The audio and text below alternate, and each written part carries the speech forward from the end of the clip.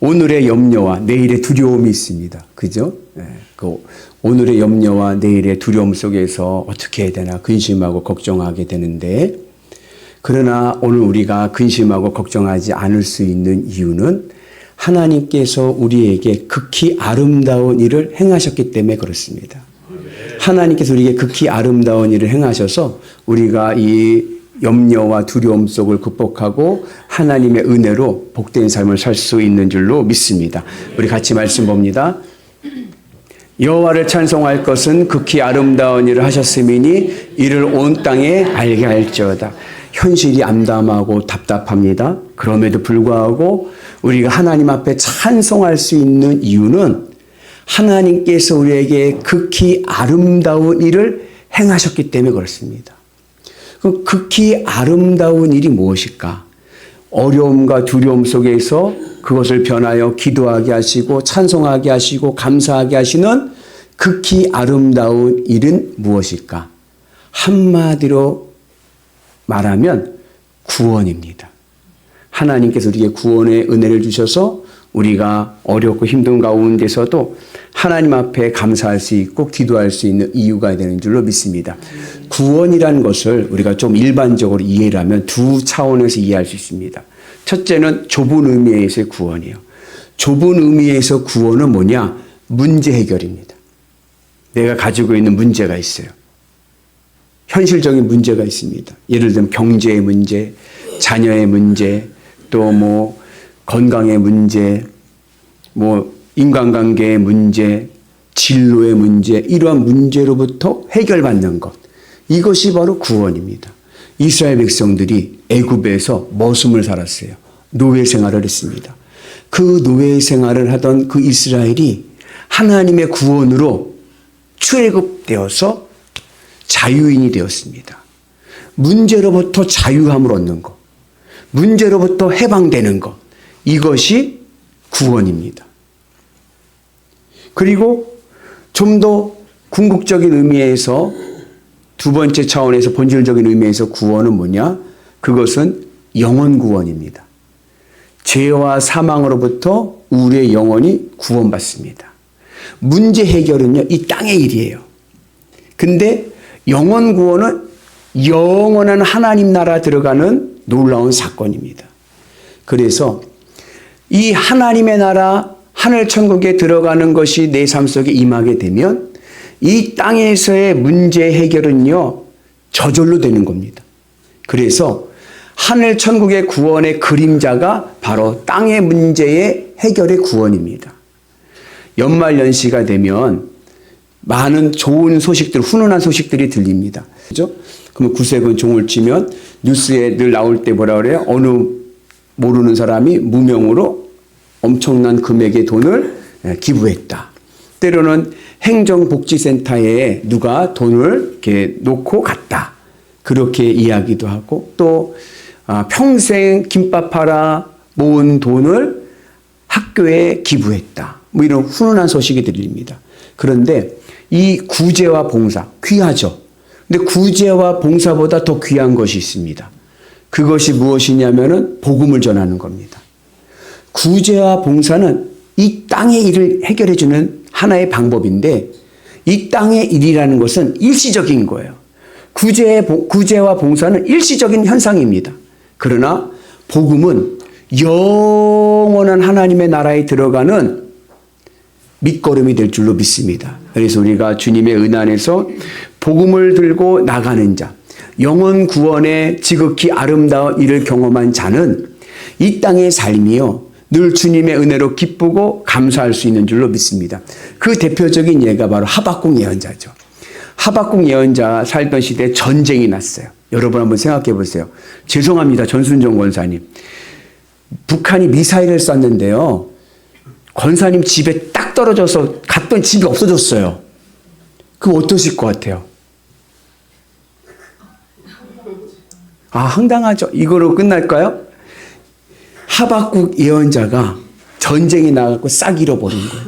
그때 하박국 예언자가 자신의 심정을 뭐라고 그러냐면은 입술이 떨리고 창자가 흔들린다 그랬어요. 얼마나 황당했겠어요. 입술이 떨리고 창자가 흔들리는 고난을 받습니다. 한번 같이 볼까요? 비록 무화과 나무가 무성하지 못하며 포도나무에 열매가 없으며 감람나무에 소출이 없으며 밭에 먹을 것이 없으며 우리의 양이 없으며 외양간에 소가 없을지라도 나는 여호와로 말미암아 즐거워하며 나의 구원의 하나님으로 말미암아 기뻐하리로다.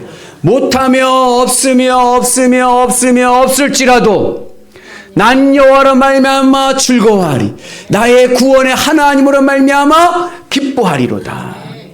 영원한 하나님의 나라의 지극히 아름다운 복음의 천국의 은혜를 입은 자는 없을지라도 여호와로 기뻐하고 감사할 수 있는 복음의 능력이 있는 줄로 믿습니다. 그래서 우리가 주님의 은혜 안에서 하나님의 지극히 극히 아름다운 구원의 사건이 오늘 내 사건 되어서 하늘의 은혜 가운데 있기를 주의 이름으로 축복합니다. 오늘 말씀은 이 하나님의 구원하심에 대한 감사의 노래입니다. 근데 이 감사의 노래 속에서 이사야 예언자는 우리에게 구원에 대한 새로운 각도의 관점을 우리에게 제시해 주고 있습니다. 첫 번째 구원이란 무엇이냐? 구원은 하나님의 진노에서 벗어나 하나님의 위로를 받는 것입니다. 우리 같이 말씀 봅니다. 그날에 내가 말하기를 여호와여 주께서 전에는 내게 노하셨사오나 이제는 주의 진노가 돌아섰고. 여러분, 하나님은요 공의로우신 하나님입니다. 맞습니까? 그러면 하나님은 우리가 죄를 지으면 우리에게 징계를 하실까요? 징계를 하시죠. 이스라엘이 하나님 앞에 범죄를 할 때마다 하나님께서는요 이방 민족을 들어서 치셨습니다. 근데 그 징계 속에서 하나님의 구원을 받을 수 있는 유일한 길이 하나 있었는데 그것은 무엇이냐면 부르짖어 회개하는 것입니다. 회개라는 것은 땅에 붙어있는 내 가슴이, 내 마음이 하나님께로 돌아서는 겁니다. 회개라는 말은 돌아오다, 리턴이에요. 땅에 붙어있던 내 가슴이 하늘로 향하는 게 바로 회개입니다. 내가 지은 죄를 인정하고 내 마음을 하나님께 집중하는 것, 이것이 회개입니다. 이렇게 회개를 하게 되면 하나님께서 우리의 죄값을 묻지를 않으시는 거예요. 왜요? 내가 지은 죄값은 예수님이 십자가에서 이미 담당하셨기 때문에 그렇습니다. 예수님께서 내가 과거에 지은 죄, 현재에 지은 죄, 미래에 지은 죄를 다 용서하셨습니다. 목사님, 내가 아직 짓지도 않은 죄를 어떻게 예수님께서 용서하셨나요? 라고 얘기할 수도 있지만 궁금하신 분은 이제 3월에 개강할 양육반에 오시면 되겠습니다. 근데 인간의 관점에서 보면, 내 관점에서 보면은 내가 짓지도 않은 미래의 죄를 어떻게 예수님께서 용서하셨다고 그러지? 라고 생각하지만 예수님의 십자가의 사건의 입장에서 보면 예수님의 십자가의 사건이 언제 있었어요? 그냥 우리가 이해하기 좋게 얘기하면 AD 33년에 있었다고 치면 우리는 지금 AD 2024년에 살잖아요. 예수님의 입장에서 AD 33년에서 입장에서 보면요. 제가 과거에 지은 죄도 예수님의 십자가 입장에서는 어떤 사건이에요? 미래의 사건인 거예요. 그죠? 예수님의 십자가의 관점에서 보면요. 내가 있는 모든 죄는요. 다 예수님의 관점에서 미래의 사건들인 거예요. 근데 그 죄를 다 예수님께서 용서해 주신 거예요. 다 덮어주신 겁니다. 그래서 하나님 앞에 회개한 자, 자신의 죄를 인정하고 마음을 하나님께 돌린 자의 죄는 하나님께서 다, 예수님께서 다 용서하셨기 때문에, 다 덮으셨기 때문에 우리는 더 이상 죄의 노예가 되지 않습니다. 그래서 극히 아름다운 일, 하나님의 구원을 경험한 자에게는 무엇이 나타나느냐? 그 증거가. 여러분도 구원 받았습니까? 그 구원파가 물어보잖아요. 구원 받았습니까? 네, 구원 받았습니다. 그럼 뭐라고 물어봐요? 언제 받았습니까? 물어봐요. 글쎄요, 잘 모르겠는데요. 아니, 당신 생일을 아십니까? 예, 생일은 알죠. 생일은 아는데 왜 자기 구원받은 날을 모르냐? 이러면서 이제 공격을 한단 말이죠. 그런데 구원받은 증거는 무엇으로 나타나느냐? 사죄의 확신으로 나타납니다. 구원받은 자는요, 내 죄가 깨끗이 덮어지고 지워졌다라는 확신이 있습니다. 사탄의 관계는 뭐냐? 사탄은 늘 우리 마음속에 임해서 와가지고 긁어버려요. 뭘 긁어요? 너 그때 그랬잖아. 너 그때 그랬잖아. 커튼 뒤에 은밀한 죄를 자꾸 긁어내서 내 마음의 양심의 가책과 죄책감을 가지게 합니다. 그러나 예수님의 지극히 아름다운 구원을 경험한 자는요, 사죄의 확신이 있기 때문에 내 죄가 다 깨끗이 용서함을 받았다는 그런 확신이 있기 때문에 더 이상 사탄의 관계에 넘어가지 않습니다. 여러분, 주님의 은 안에서 이제는 내가 죄로 인해서 하나님의 진노 아래 있는 것이 아니라 우리가 예수님의 십자가의 은 안에서 회개하고 이제는 주님의 진노에서 벗어나는 은혜가 있기를 주님의 이름으로 축복합니다. 그러면서 예수님께서, 하나님께서 우리에게 주시는 것이 뭐냐면 진노에서 벗어난 회개하고 구원받은 자에게 하나님의 위로하심이 있습니다. 우리 같이 말씀 봅니다. 이제는 주의 진노가 돌아섰고 또 주께서 나를 안위하시오니 내가 주께 감사하겠나이다. 안위하시오니, 이 안위하다는 말은요, 위로하신다는 겁니다.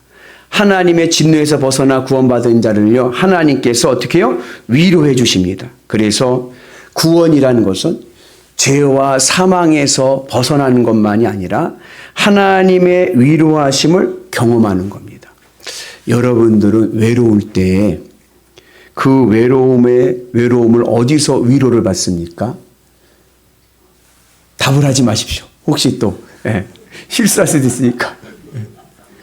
복음성가 중에 이런 노래가 있어요.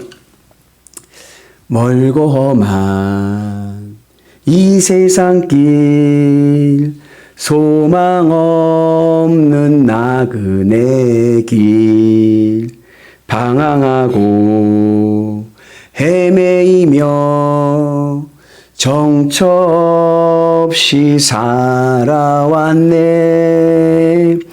의지할 곳 없는 이 몸, 위로받고 살고파서 어디로 갔습니까? 세상 유혹 따라가다 내 모든 것 다 잃었네. 외로워서 세상 유혹 따라가다가는 다 잃습니다. 여러분, 인생은요, 외로운 거예요. 누가 내 마음을 알겠습니까? 우리에게 필요한 것은 정답이 아닙니다. 인생을 살아가는데 필요한 것은요, 인생의 정답을 깨닫는 게 아니에요. 우리 인생에서 정말 필요한 것은 내 마음을 알아주고 이해해주는 위로가 필요합니다. 그렇다고 해서 위로받고 싶다고 아무 데나 가서 위로받으려고 하면 다 잃어버리는 거예요. 조심하십시오. 외롭다고 세상 유혹 따라가면 꽃뱀에 물려 죽습니다. 오늘 우리는 외로움 속에서 주님의 위로하심을 받아야 돼요. 예수님께서 예수님을 3번이나 부인한 베드로를 찾아가셔서 요한의 아들 시몬아, 네가 나를 사랑하느냐? 네가 나를 사랑하느냐? 네가 나를 사랑하느냐? 내 어린 양을 먹이라. 내 양을 치라. 내 양을 먹이라. 예수님께서는요, 배신한 베드로에게 찾아가셔서 베드로를 위로해 주시는 겁니다. 오늘 우리가 구원받은 자의 삶을 살아간다면 오늘 우리는 이 외로운 이 마음, 세상 유혹으로 위로받지 마시고 주님으로 위로받는 은혜가 있기를 주의 이름으로 축복합니다. 어떻게 우리가 주님의 위로를 받을 수 있습니까? 그 비결 중에 하나가 사도 바울이 말씀하기를 나는 성경의 위로에 소망을 갖는다 그랬어요. 여러분 외롭습니까? 그러면 말씀을 펴십시오. 그리고 읽으십시오. 묵상하십시오.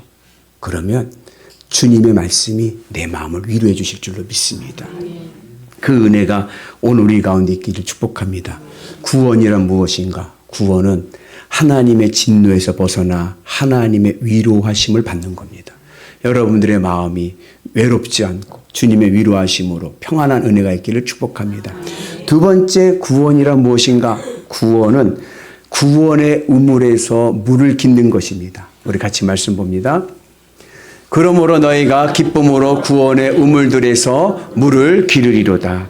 이사야 예언자야 독특한 비유가 있는데 그것은 뭐냐? 구원을 물로 비유합니다. 그래서 이사야서 55장에 보면 오라 너희 목마른 자들아 다 물로 나오라.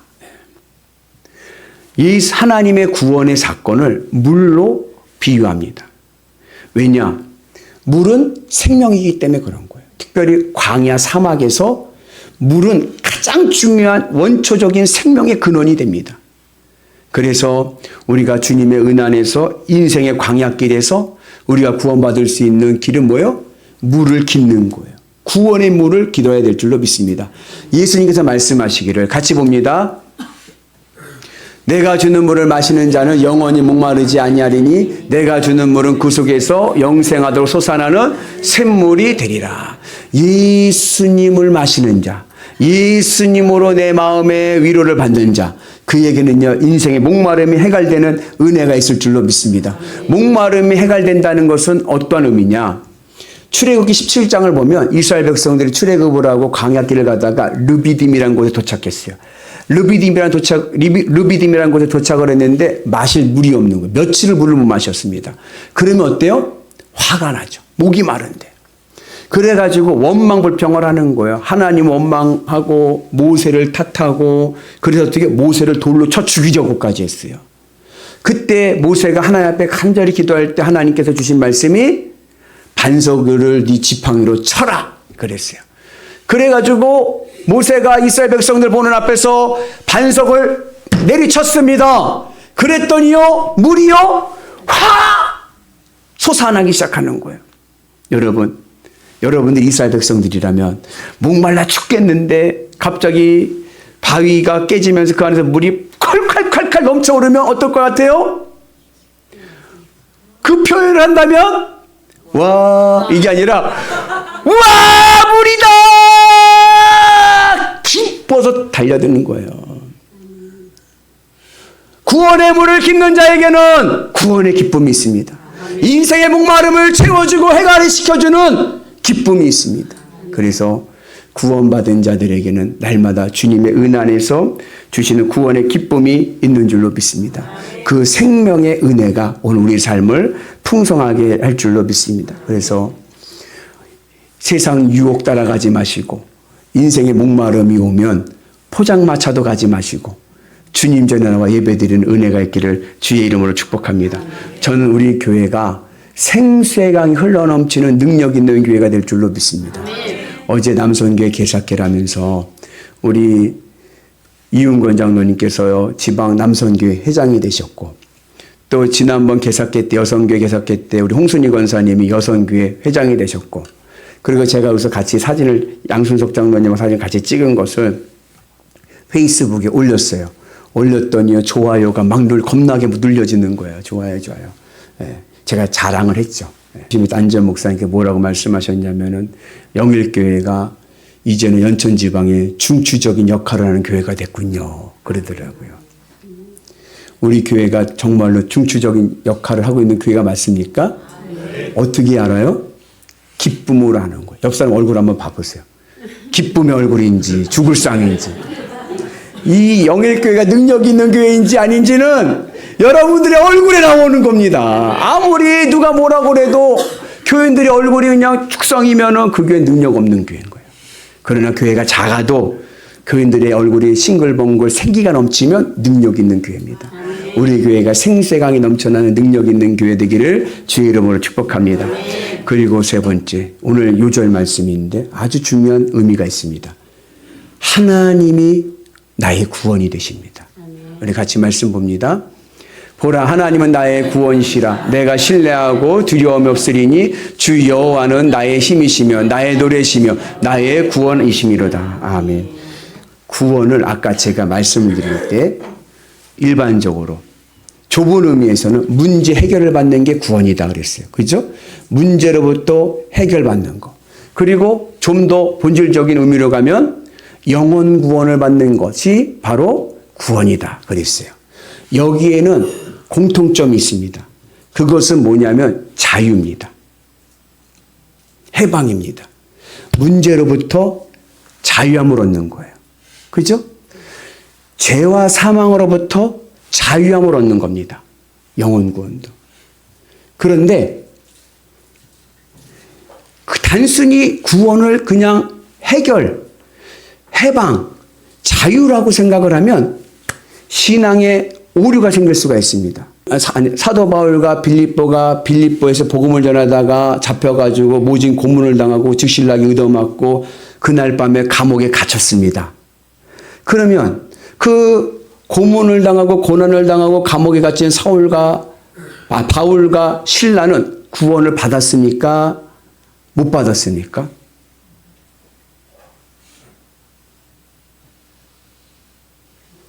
스데반 집사가 복음을 전하다가 돌에 맞아 순교하게 되었습니다. 스데반 집사 구원 받았습니까? 우리가 구원을 자유와 해방의 관점에서 보게 되면 스데반 집사가 구원받았다는 것은 사람들이 돌을 던지려고 할 때 지진이 나든지 하늘에서 보호막이 오든지 해서 스데반의 생명을 지켜주셨어야죠. 그죠? 근데 스데반은 돌에 맞아 죽었습니다. 구원받았습니까?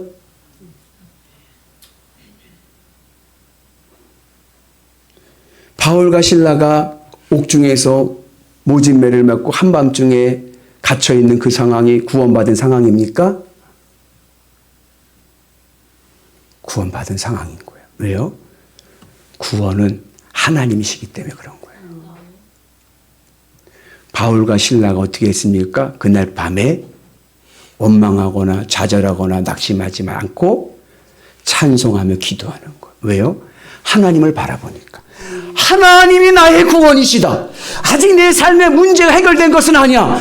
아직 내 인생에 어려움이 있어. 내 삶 속에 고난이 있고 아직 어두운 터널 속에 있지만 내가 오늘 주님을 바라볼 수 있고 내가 주님으로 위로받을 수 있고 내가 주님으로 내 마음이 평안할 수 있다면 나는 구원받은 것입니다. 그 구원의 은혜가 능력으로 나타났더니 옥문이 열린 줄로 믿습니다. 내가 주님을 바라보면서 돌에 맞는 상황 속에서도 내가 주님 앞에 기도할 수 있는 은혜가 있으니 그들을 용서할 수 있는 구원의 능력이 나타난 줄로 믿습니다. 구원이란 무엇인가? 구원은 하나님 그 존재 그 자체입니다. 내가 주님으로 기쁘고 내가 주님으로 만족했다면 나는 구원받았습니다. 그 구원을 받은 자에게는 반드시 구원의 능력이 나타날 줄로 믿습니다. 옥문이 열리고 하늘 천국문이 열리고 내 삶의 문제가 해결되는 놀라운 은혜가 있게 되는 줄로 믿습니다. 그래서 여러분 인생에 문제가 있어요. 내 마음대로 되지 않아요. 어려움이 있어요. 그러면 그 문제를 해결해 달라고 이야기하기 전에 먼저 점검하십시오. 내가 구원받았는가? 내가 지금 주님만을 바라보고 있는가? 하나님 나의 구원이시라면서요. 나의 하나님으로 말미암아 기뻐하고 있는가? 내가 주님으로 기쁘고 감사할 수 있는 은혜가 있어야 하나님의 구원의 능력이 내 삶의 문제를 해결할 줄로 믿습니다. 그래서 우리말의 속담에 꽁 대신 닭이라는 게 있습니다. 꽁 대신 닭이라는 속담 아시죠? 이제 며칠 지나면 새해가 오는데 새해에 떡국 드시죠? 떡국을 드실 때 무엇으로 육수를 내십니까? 예? 쇠고기를 내세요? 예. 원래 우리나라는 전통적으로 꽁고기로 육수를 냈답니다. 새해 떡국은. 왜냐하면 꽁은 하늘의 새예요. 길조입니다. 복을 갖다 주는 새예요. 그래가지고 꽁고기로 떡국을 끓여서 먹으면 한 해가 길하다. 한 해가 잘 된다. 그래서 꽁고기로 떡국을 끓여 먹었습니다. 근데 꽁고기가 어때요? 비싸죠. 사냥하지 않고는 얻기도 힘들고 비싸잖아요. 그러니까는 서민들은 하늘에서의 꽁으로 육수를 낼 수가 없으니까 대신에 뭐로? 닭으로. 그래서 꽁 대신 닭이라는 말이 나온 거예요. 닭으로 육수를 내가지고 길하게 잘 살자. 그러니까 오리지널은 쇠고기로 육수 내는 게 아니라 닭고기로 육수를 내야 됩니다. 그리고 조금 형편이 되신 분은 사냥을 하셔서 꽁을 잡으면 꽁고기를 내는 거고 그런 거예요. 그래서 꽁 대신 닭이다. 그런 말이 있어요. 이걸 심리학적인 용어로 치환이라고 하는데 대체 효과입니다. 이것이 내가 없어서 그것을 대체하는 거죠.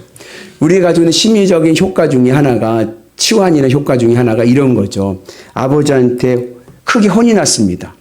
그런데 아버지한테 분풀이를 할 수가 없어요. 그러면 어떻게 돼요? 그 화가 어디로 가요? 해보셨군요. 네. 아버지한테 막 혼나가지고 막 화가 나고 있는데 동생이 집에 하드 아이스크림 쭉쭉 빨고 오면 어떻게 돼요? 네? 엉아꺼는 없는데 이 자식 엉아것도 안 사고 니만 입이냐? 난 주둥이냐? 하면서 막 깨대고 막 괴롭히는 거예요. 그죠? 이게 이제 어디에서 뺨 맞고 어디서 화풀이 한다고 치환. 화풀이 하는 거죠. 대체 효과입니다. 근데 우리 신앙에도 긍정적인 이러한 대체 효과가 있어야 돼요. 그 뭐냐? 우리는 그럼 따라서 해볼까요? 닭 대신 꽁입니다. 세상에 많은 닭들이 있어요. 돈의 닭도 있고요. 승진의 닭도 있고요. 물질의 닭도 있고요. 권력의 닭들도 있고요. 내가 그 닭 잠부러 다니느라고 힘들어 죽겠어. 근데 이제는 그 세상의 닭들을 잡으려고 뛰어다니지 마시고요. 하늘을 바라보십시오.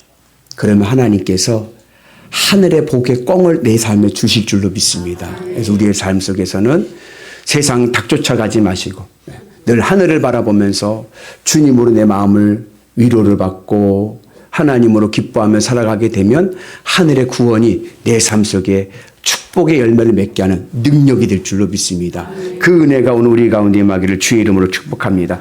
그래서 오늘 이사야 선지자가 우리에게 말씀합니다. 보라, 하나님은 나의 구원이시다.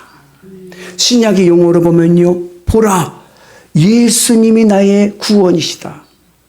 여러분, 예수님만이 길이요 진리요 생명이십니다. 예수 외에는 다른 길은 없습니다. 하늘 하나님께서 오늘 나를 구원하시기 위해서 육신을 입고 이 땅에 오셨습니다. 주님 오심을 기다리는 이 대림절에 육신을 입고 이 땅에 오시는 예수님을 바라보면서 우리가 이제는 예수님이 나의 구세주이심을 믿고 하늘의 능력을 바라보는 위대한 성도들 되시기를 주님의 이름으로 축복합니다. 하나님께서, 예수님께서 내 삶을 지켜주시고 구원의 능력과 구원의 기적을 일으켜 주실 줄로 믿습니다. 그 구원의 능력을 보시는 위대한 성도들 되시기를 주의 이름으로 축복합니다.